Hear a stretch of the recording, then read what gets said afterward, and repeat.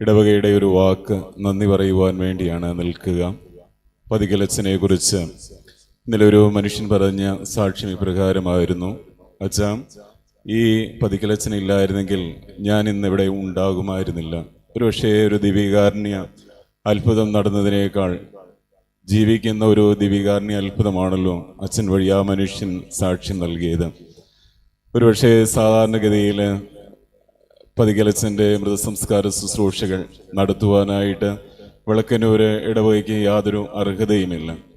പക്ഷേ അഭിമന്യ പിതാവിൻ്റെ വലിയൊരു സന്മനസ്, അതിലുപരിയായി പ്രിയപ്പെട്ട പതികലച്ചൻ്റെ കുടുംബാംഗങ്ങൾ കാണിച്ച വലിയൊരു മഹാമനസ്കതയാണ് ഈ മണ്ണിൽ തന്നെ പതികലച്ചന് അന്ത്യവിശ്രമം നൽകുവാനായിട്ട് ഇടയാക്കിയത്. അച്ഛൻ്റെ ജ്യേഷ്ഠ സഹോദരനോട് ഇടവകാംഗം പറഞ്ഞ ഒരു വാക്ക് ഇപ്പോൾ ഓർമ്മിക്കുകയാണ്: ഇവിടെ അച്ഛനെ അടക്കുവാൻ സമ്മതിക്കുകയാണെങ്കിൽ ഞങ്ങൾ അച്ഛനെ പൊന്നുപോലെ നോക്കിക്കൊള്ളാം.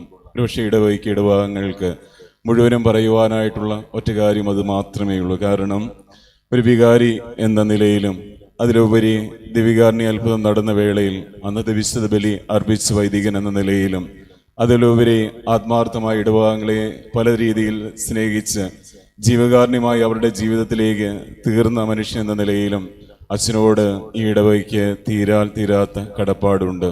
അതെല്ലാം ഈ ഒരു നിമിഷം ഓർമ്മിക്കുന്നു.